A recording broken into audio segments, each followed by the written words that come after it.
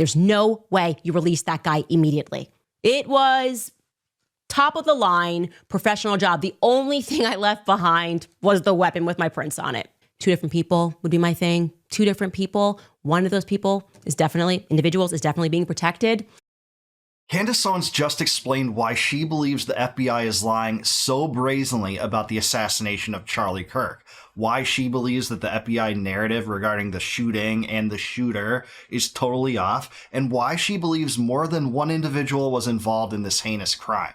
So let's get her take on this. Please like the video and subscribe to the channel.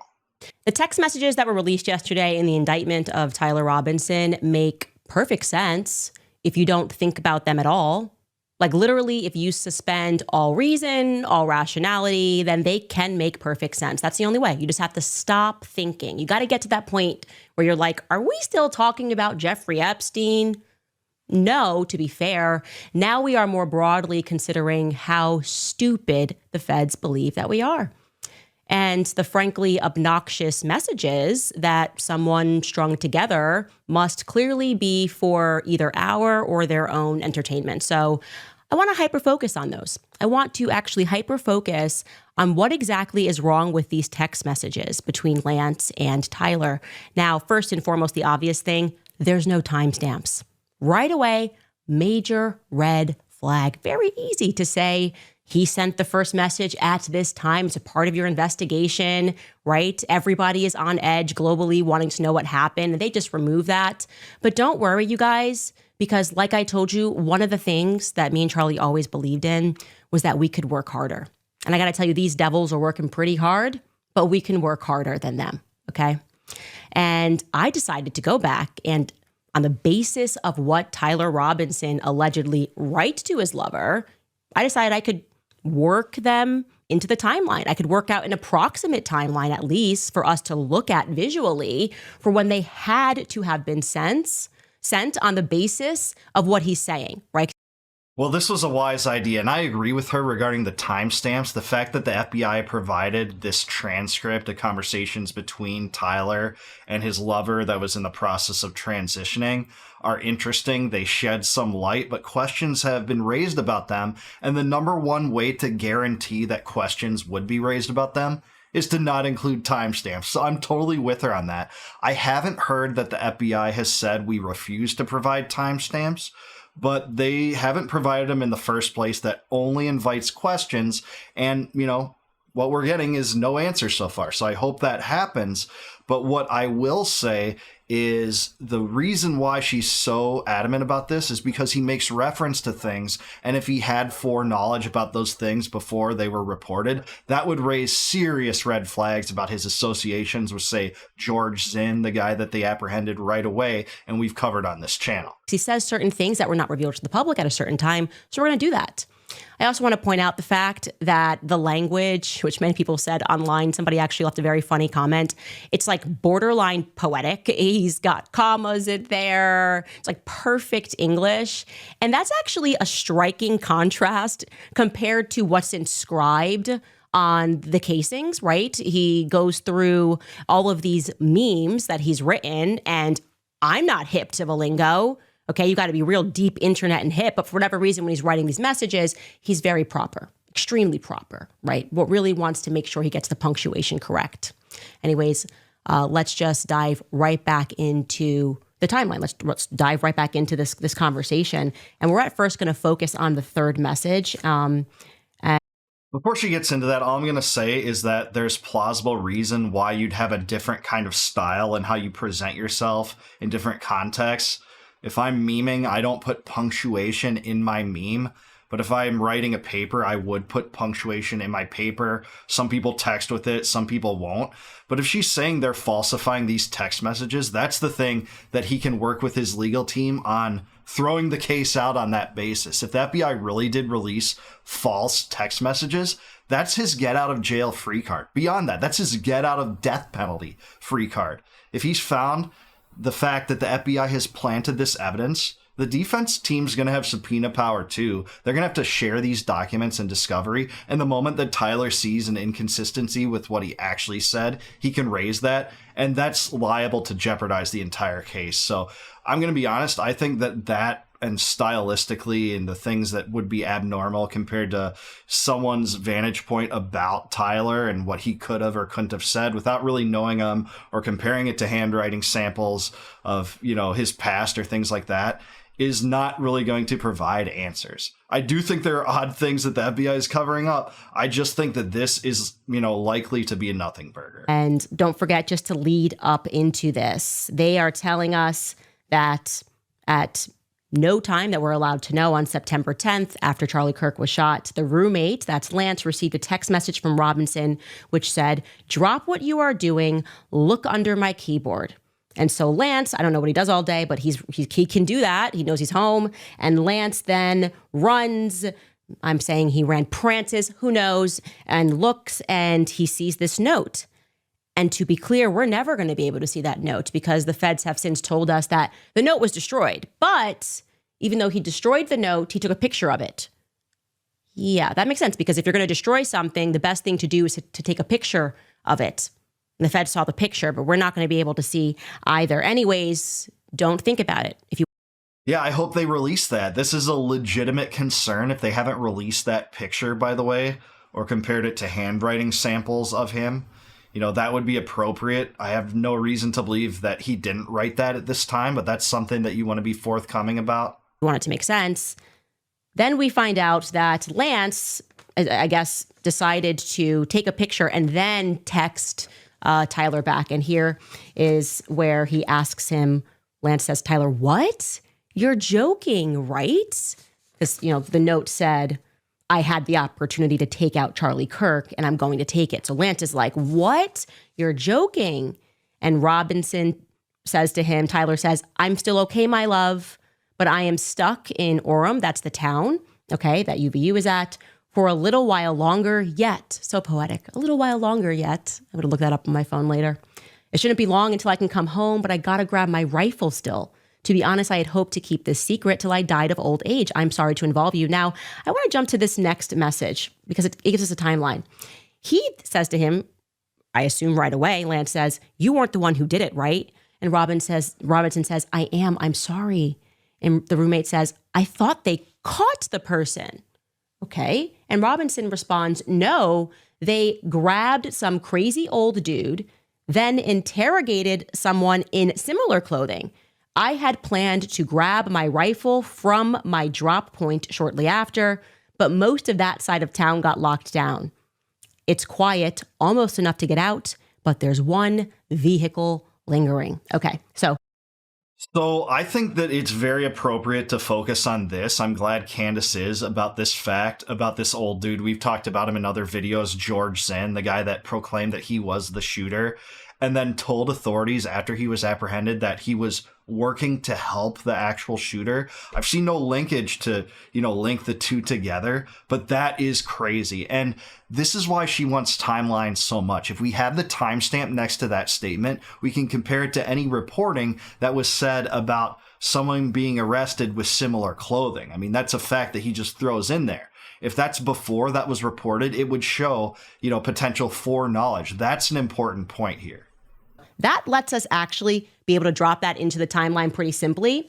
Why? Because we know, and we can pull up this timeline, that they at first thought it was George Zinn, so that's who he's referencing, some crazy old dude. And on the timeline, Skylar, if you want to pull that up so we can go through it, what time Charlie gets shot at 12:23 p.m. Scroll down a bit. George Zinn, we learn about 30 minutes after that, George Zinn, the decoy boy, that's when it's announced that he's a suspect in custody by the Utah police. But it's not until, by the way, 5:30 p.m., because he mentions that second suspect, and he curiously says in that correspondence that he's wearing similar clothing, which I find to be strange. We don't know what that second suspect is wearing until 5:30 p.m., when Governor Cox, 12 minutes into a press conference, the press conference began at 5:30 p.m., mentions that the second suspect, who is a person of interest, is wearing all dark clothing. Yeah, so this is interesting. That second suspect, who's getting very little play, very little attention in this, did have dark clothing, so he's probably not talking about George Zinn, but the fact remains about why the time stamp is very important here. I'm really glad she is following this. Regarding some of the other things she's saying about the text, whether they're false or true or not, I think it would be hard for you to make the case that they're false. Otherwise, this case is probably going to get thrown out. If they're trying to frame this guy and he didn't send these texts, the defense can conduct a legal strategy for that to deal with that and free this guy. I really think that, this isn't like, planting evidence that can't really be substantiated by contacting AT&T or Verizon or something like that. Like you plant a bloody glove in someone's lawn. Those of us old enough to remember the O.J. Simpson case, remember that it's not really possible when you have digital records that can be verified whether or not they were true or not. If they're not true, the defense will raise that. I promise you. So the earliest that message could have been sent out is after 5:30 p.m. I think it's unlikely because I think, again, this is all made up, these messages, because he says wearing similar clothing. Okay, he tells us dark clothing. What's similar about that? This guy allegedly, when he did this, was wearing black jeans. Was wearing, dark jeans and a black shirt. So that's like everyone on campus, okay? Nobody in the press conference says, oh, we picked him up because he was wearing something similar to the shooter. So that language right there is actually a mistake from the feds. But again, it allows us to be able to plot it into the timeline. So that's good. Okay. We don't know that's a mistake by the feds. He could have written that, whether he had foreknowledge or not. It might not be a mistake. And again, if it's a mistake, the defense is going to latch into this and use it. If she's saying they planted it, I'm sorry, that's not going to fly for a case that's not jeopardized by falsification. Okay. Timeline is back up here. And we then know Kash Patel tweets that the subject in custody has been released. Our investigation continues. That was a mistake. The guy in the darker clothing, we don't know who that is. And then it's after, again, like I said, that these correspondences then had to take place. So we're talking about late in the evening, okay, 6 hours on. I'm wondering what it is that Tyler Robinson is doing throughout this entire time. Skylar, you can keep this up because I want to keep scrolling, okay? What he's doing throughout this entire time, because that's a very long time for him to be just around campus. But then luckily, he's going to let us know what he's doing, right? He's going to jump right in here and he's telling us that he's close to the scene. We know in this conversation that he then says to Lance that he's looking to get that rifle, right? He says, I'm wishing I had circled back and grabbed it as soon as I got to my vehicle. I'm worried what my old man would do if I didn't bring it back. Oh, I'm sorry. Let's actually go earlier. He then tells us his alibi, which is amazing, right? He's saying, I'm lingering around there. I'm trying to get the vehicle. And then, of course, as you always do when you're trying to clean up things, you then spell out your alibi, right? Lance asks him, why did you do this? And Robinson says, I had enough of his hatred. Some hate cannot be negotiated out. If I am able to grab my rifle unseen, like I'm trying to clean up the scene, but also I'm telling you exactly what my motive is here. That's the saddest part of this whole thing. He shot him for supposed hate. He wouldn't debate the guy. The guy sat under a sign that said, prove me wrong, classically so, debating people, such that, and he explained this several times in various videos, Charlie Kirk did, that he debated people so society doesn't have to come to violence against each other.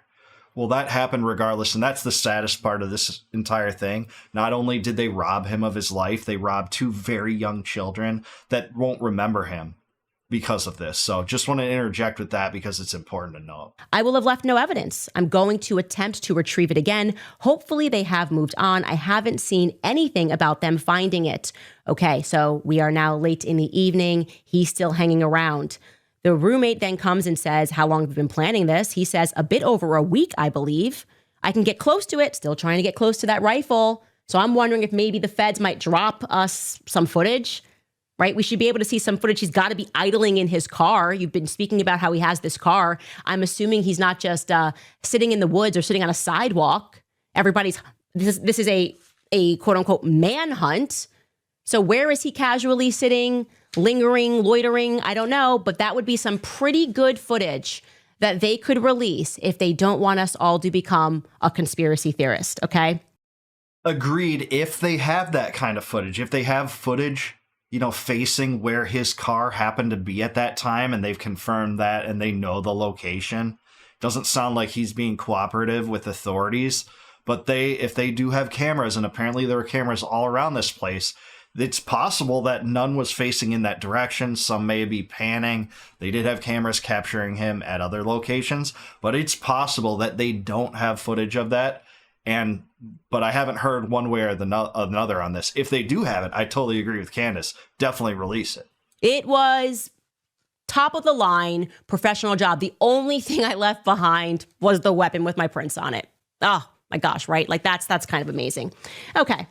Then he, of course, explains, remember how I was engraving the bullets? The effing messages are mostly a big meme. I know I speak proper here, but it's just a meme that I was writing. I wrote, notice his bulge.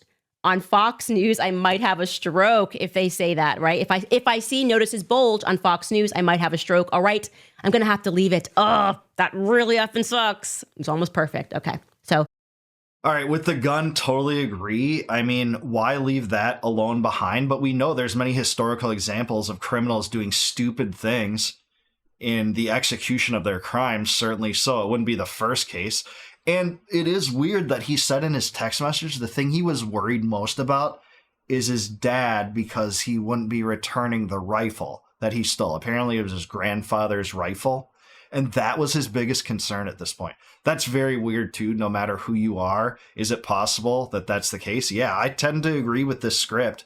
And if your view is that those inscriptions were planted by the FBI to, throw people against each other, encourage violence against each other while the feds run an operation or something like that, which, by the way, isn't unheard of in U.S. history. We've talked a lot about that. If this roommate is going to corroborate that to authorities, which it sounds like almost everyone around this kid is cooperating with authorities, it doesn't really match the narrative that was planted. Or his DNA on the towel wrapping the gun. He then ends this message. This is all from the day. This is all we have from September 10th, okay? Judging from today, I'd say Grandpa's gun. I want to make it very clear. This is Grandpa's gun, okay? Nobody should question this narrative because he has put it all here. I'd say Grandpa's gun does just fine. I don't know. I think that was a $2,000 scope.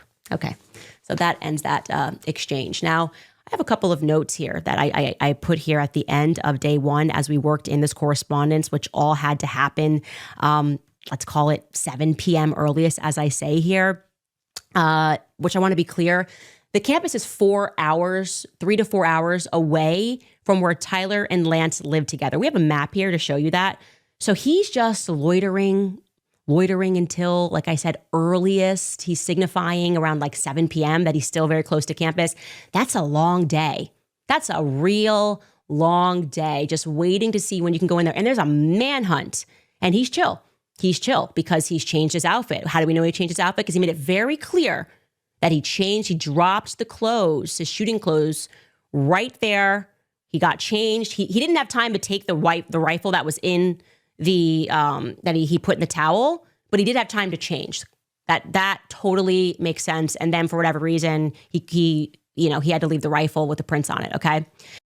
Well, it would make sense if he chose to change rather than to do that if he had a limited time constraint, certainly so potentially. But I think the timing is more pertinent when it comes to the Fed's narrative is that he dropped on the roof at 12:15. That's only 8 minutes prior to the shot being fired. And according to the new narrative is he took the rifle disassembled in his backpack or whatever he had with him and assembled it on the rooftop with that screwdriver that they have his DNA on. In 8 minutes, I've seen some people weigh into this, some expert, firearm aficionados say that gun, a 30-06 Mauser, I believe it is, it'd be very hard for someone even familiar with that gun to assemble it in 8 minutes and fire it. And, it also, gets into the fact that when he jumped off the roof, which we do have footage of, some people swear that they can't see that he has a rifle. I think it's ambiguous. I think it's nebulous. It's hard to tell one way or the other. He definitely has something, whether or not it's the rifle. That's the Fed's narrative. That seems more plausible than the original Fed narrative, because if you remember at the beginning, the FBI said that he carried the rifle, disassembled it, and then reassembled it before discarding it in the forest, so that there were two assembly/disassembly phases. And that just does not make sense whatsoever. And we haven't heard from the feds why they've changed on that, by the way. And I'd like to hear that too.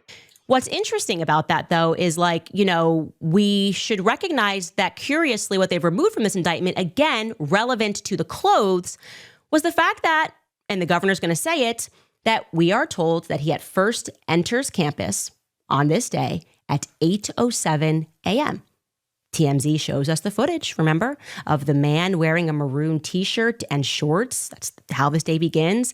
That is walking through a neighborhood just outside of university grounds. The Governor Cox has confirmed this is him. Not mentioning the indictment. That's curious. Seems very relevant. Surely, you guys should be mentioning that. The outfit. What did he do, by the way? From 8:07 a.m. when he walked onto campus to when he is then seen walking back onto campus at 11:51, it's about 4 hours. Something else the feds could release to dispel any conspiracy theories would be him walking back to his car. Because you're telling us he then goes back to campus and he's in a different outfit. Can we get him leaving campus? We know the place is covered with cameras. That would make me feel better. If you showed us him leaving campus and then we see him coming back in a different outfit, again, not clear why he couldn't just wear the outfit he was going to wear, since I would imagine you've got thousands and thousands of students that are wearing something as casual as a black t-shirt and blue jeans. But not something where you could capture the logo, and he did have a shirt with a logo that would differentiate a black shirt and blue jeans from someone else wearing it compared to his, with that weird flag on it. We've all seen the photos from that. But it is true, I'm with her, that I don't think that they mentioned the maroon clothing in the indictment. What happened with that narrative that he kind of cased the place ahead of time. I don't think that they're going with that in the information that they released. I don't know if they discarded it. It's going to be part of their case or not. We haven't really heard answers on that, so I'm with Candace to some extent on that, although I think there's a plausible reason as to why, you'd be able to be differentiated between people in other types of black shirts. I understand a need for a change if you're in a sniper outfit, or if you're wearing a Barney costume. If you showed up and you're wearing a full Halloween costume, then yeah, maybe you should change. But this is just an average college kid outfit. This is just what you expect to see on campus. Yeah, but he's the only guy with that shirt probably in that crowd. I mean, it would be an insane coincidence if someone else had that same shirt design at the same time. It's possible. That's happened. It's a joke among females. If they wear the same outfit, they get pissed right at each other. It's possible, but it's not that plausible. And they got him on camera with that shirt, with that logo. What boys wear. Anyways, like I said, those would be my points from day one. The feds can release that. And also, I'm wondering, where did Tyler spend the night? Can they clarify that? He certainly couldn't have made it out of a rent and back there and back to his home. I'm coming home soon. Would have been the wee hours of the morning. This would have been a good time, by the way, if you're really trying to get away with this, to tell your lover to delete the text messages. But he doesn't do that. He's not going to tell him to delete the text messages on this night. Presumably he saw him. They didn't say he went home to his parents' house. So what happened overnight? When did he get home? He's been so thorough in describing that cleanup job. And by the way, we know that Discord is going to later say that those messages were not coordinated on their server, which I would say was definitely a part of the broader plan. Okay. You should have footage of him in that Dodge Challenger just waiting and salivating. He kept checking. He said, oh, here I am right here, just waiting to get that rifle back. I'm waiting to get that rifle back. Where's the footage? You were on a manhunt. Where is the footage? Surely during a manhunt, you use drones. I feel like we are tech capable enough that during a manhunt, after a murderer of a college student decides to take out Charlie Kirk, who has been a friend of the feds, right? I think probably not a good idea to be friends with these people, but whatever. He's been a friend of the feds. Surely this is a big issue. And to put to rest any conspiracies, you're going to show us that drone footage, and we're going to see the Dodge Challenger just sitting there for hours and hours and hours. All right, so it's possible, number one, he's not cooperating with the feds, and it's possible that they don't know where he was. He doesn't describe it in total detail. He leaves some breadcrumbs of hints in that text message trail. but he doesn't specify it exactly. So it's possible that the cops don't know from him where it is. They could look, if they did have footage from a drone or a camera, to see cars matching that description, that make, and that model. But we don't know that a camera would have been set up in the correct angle to capture that. I'm presuming that, yeah, this campus had cameras all over. We don't know that one was facing that car. So if they have it, I'm with her 100%. I'm not so sure, based on the information we have, that they have that footage for sure. And we're maybe even going to be able to see, because I'm sure at that point, like, cops maybe set up some barricades or something to see he was going in and out. And then he decides he's going to leave. Show us the footage. Like I said, every inch of that campus is covered. So we should be able to see he's wearing maroon. And you're telling us that he went back to his car and he changed.